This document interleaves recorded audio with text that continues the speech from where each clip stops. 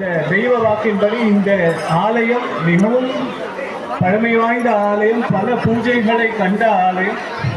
இன்றைய தினம் இந்த புண்ணிய காலத்திலிருந்து மீண்டும் இந்த ஆலயம் பல பேருக்கு பரிமளிக்கணும். பல ஊர்களுக்கும் நீங்க எங்கெல்லாம் போறீங்களோ எங்க கிராமத்தில் இப்படி ஒரு பழமை வாய்ந்த ஆலயம் இருக்கு, அவசியம் உங்களுடைய பரிவாரத்துடன் குடும்பத்துடன் வந்து இந்த ஆலயம் தரிசனம் செய்து கொள்ள வேண்டும் என்று நீங்கள் தெரிவித்து அழைத்து வந்து அவர்களுக்கு இந்த தரிசனம் செய்து வைக்க வேண்டும். அதுதான் நீங்கள் எடுத்துக்கொள்ள வேண்டிய முதல் சங்கல்பம்.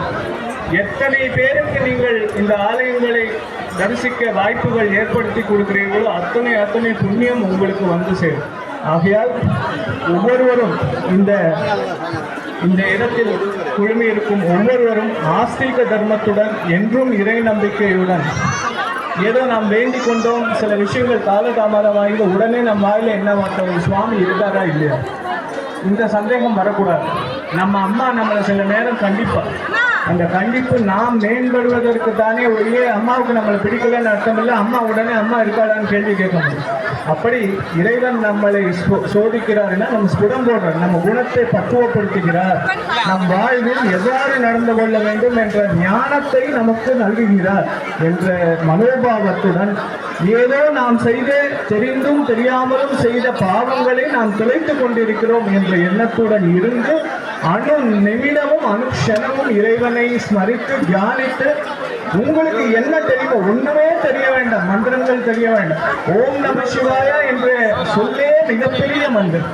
அது வெறும் சொல்லல்ல, ஆற்றல் மிக்க மந்திரம். அதை தினமும் அனுக்ஷணமும் தியானித்துக் கொண்டே இருந்தால் சர்வ புண்ணியங்களும் சர்வ கல்யாணமும் வாழ்க்கை. கல்யாணம்னு சொன்னா என்ன, விவாதம் இல்லை, கல்யாணம்னா சர்வமும் மங்களம், எல்லா நன்மைகளும் வாழ்க்கையில் ஏற்படும் என்று அந்த சத்திய பிரமாணம் அந்த மந்திரத்திற்கு.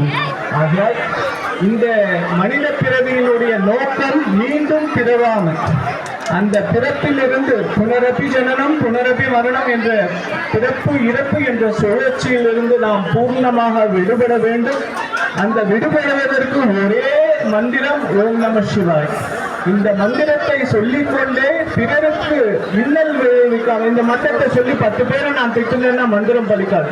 பல பேர் சொல்றேன், நானும் ஒரு நாளைக்கு 1,00,000 தடவை ஓம் நம சிவாயன்னு சொல்றேன், அது பலன் இல்லாம போகுது. ஏன்? நாம் தீய பழக்கங்களுக்கு ஆளாகிறோம், நாம் தீய எண்ணங்களுக்கு ஆளாகிறோம், பிறரை இன்சொல் பேசுகிறோம்.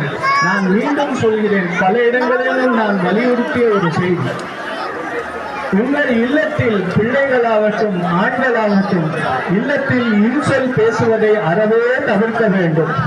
வாயிலிருந்து நாம் உதிர்க்கும் வார்த்தைகள் நல்ல வார்த்தையாக இருக்க வேண்டும், பிறரை வஞ்சிக்காத வார்த்தையாக இருக்க வேண்டும், பிறரை ஏளனம் செய்யாத வார்த்தையாக இருக்க வேண்டும், இறைவனை போற்றும் வார்த்தையாக இருக்க வேண்டும், தர்மத்தை மட்டும் பேச வேண்டும், சத்தியத்தை பேச வேண்டும். அசத்தியம் நா பிரேயாத், அசத்தியத்தை பேசாதே, பொய் பேசாதே அப்படின்னு நமக்கு வேதங்கள் பிரமாணம் சொல்லும். அதேதான் நம்ம இன்னைக்கும் என்ன நீதிமன்றங்கள்ல போனா சத்தியம் ஜெயதே, சத்தியம்தான் என்றும் ஜெயிக்கும். இன்னைக்கு நம்ம தோற்ற சில